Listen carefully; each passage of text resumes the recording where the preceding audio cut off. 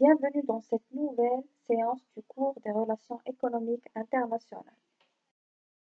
Ce modèle est basé sur la différence en dotation de facteurs de production entre les pays. Ce modèle, il montre que les pays les mieux dotés en facteurs travail, c'est-à-dire la main-d'œuvre, ont tendance à se spécialiser ou bien ont intérêt à se spécialiser dans la production des biens qui demandent la main-d'œuvre.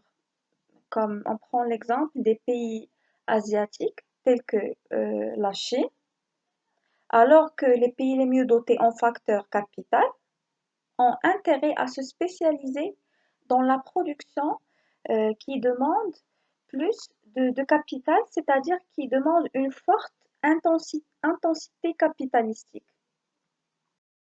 Alors, on peut dire que selon ce modèle, chaque pays ou bien chaque État doit se spécialiser, c'est-à-dire produire et exporter le bien qui demande un facteur de production le plus abondant, c'est-à-dire le plus abondant.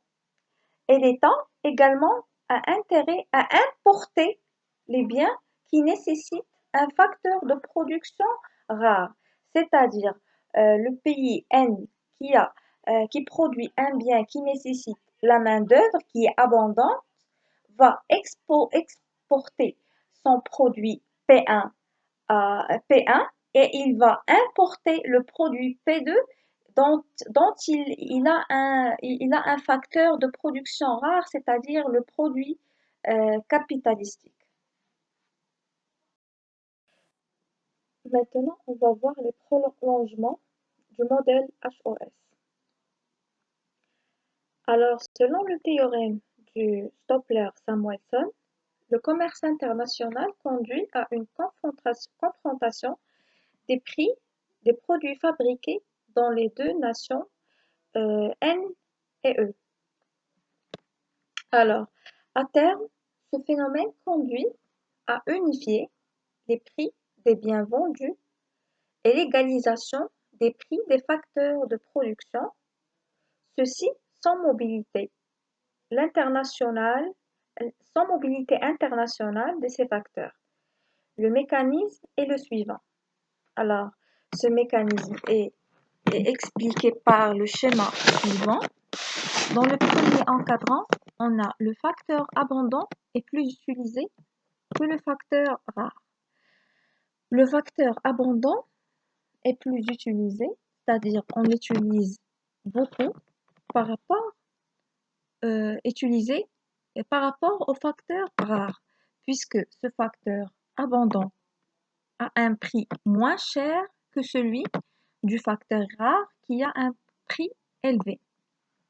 Alors, le facteur abondant devient rare et son prix augmente.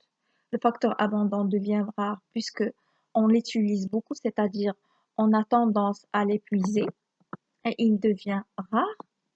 Son prix augmente puisqu'il devient un bien rare. Le facteur rare devient abondant et son prix baisse. Le facteur rare devient abondant par rapport au produit, au facteur qui a été déjà abondant, c'est-à-dire le facteur rare devient abondant, et puisqu'il devient abondant, son prix plutôt, il baisse. D'après ces deux résultats, on aura une égalisation des prix des facteurs, c'est-à-dire le prix du facteur le prix des biens, le prix du facteur abondant qui a été abondant devient égal au prix du facteur qui a été rare. Les États-Unis est mal dotée en facteur travail. Elle exporte les biens nécessitant plus de travail, puisque pourquoi elle produit ou bien elle exporte ou bien elle se spécialise dans les produits qui demandent le facteur de travail, puisque elle se base non seulement au nombre de travailleurs, c'est-à-dire la quantité de la main-d'œuvre, mais surtout sur l'efficacité de cette main-d'œuvre ou bien de ces travailleurs qui travaillent dans la production de ces biens.